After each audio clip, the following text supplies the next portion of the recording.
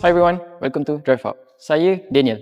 Sekarang ni saya berada di GWM Subang yang terletak di USJ 1. Hari ni kita akan tengok abang kepada tank 300. Jom check it out. Sebelum ni korang dah tengok tank 300. Itu benda besar kan? Ni abang dia. Macam mana?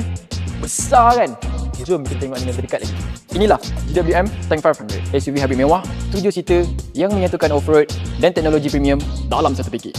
Untuk Tank 500 ni, versi Malaysia diimport dari Thailand dan hadir dalam satu variant iaitu Ultra HEV. Enjin dia menggunakan 2.0 liter turbo 4 silinder ditambah dengan motor elektrik, memberi gabungan output 255 kW dan 648 Nm torque. Transmissionnya adalah 9-speed hybrid dan pacuan 4x4 boleh dipilih.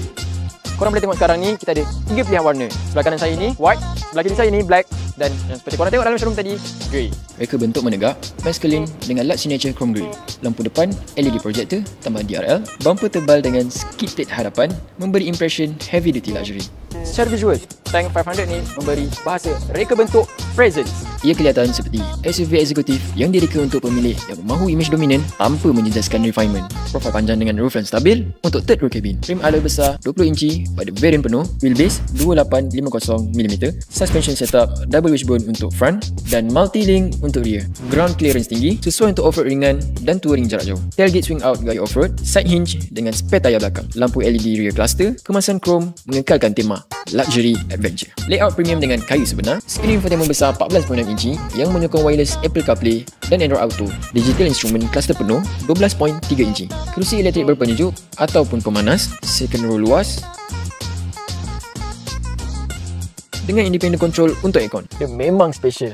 Sebab apa? Sebab korang boleh fully control sendiri korang punya aircon dekat bahagian sini. Kalau compare dengan kereta lain, korang kena minta tolong orang depan untuk adjustkan untuk korang. Kalau seat depan pun selesa, second row dengan third row pun boleh selesa juga.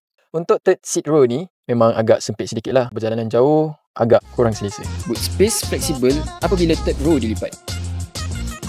Secara keseluruhan, interior Tank 500 lebih rapat kepada SUV mewah kategori full size berbanding sekadar SUV adventure. So, bila korang bawa, korang tak terasa dia punya lag ke, lambat ke? First impression? Cuak. Sebab nak bawa ni tinggi, memang tinggi, besar dan panjang. Kita jarang bawa kereta. Hari tu compare dengan tank tu, Tank 300 tu, Tank 300 tu dia tinggi, besar, tapi dia tak panjang.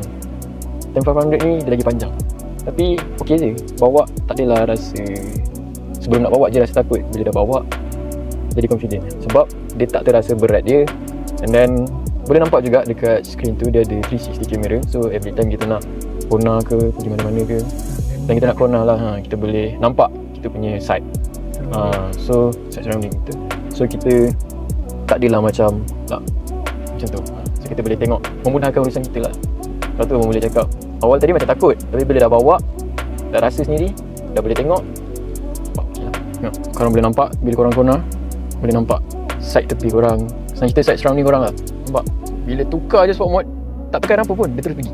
Dia punya pick up memang sangat bagus lah. Dia memang lagi pick up compare to normal mode. Kalau normal mode dia very steady je, linear je. So memang sport mode dia lagi pick up.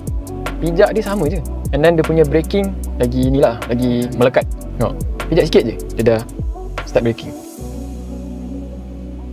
Kita berada sekarang dalam sport mode. Bila tekan memang terus pergi. Nampak? Okay. Ni saya tak tekan apa pun tau. Saya tak tekan rapat pun. Saya just tekan sikit je, terus pergi. Sebab dalam sport mode. Lagi satu dengan korang, tadi bila kita try pusing-pusing, dia punya body roll memang tak terasa. Tak adalah macam body kita sangat ke kiri ke sangat ke kanan ke. Body kita still static.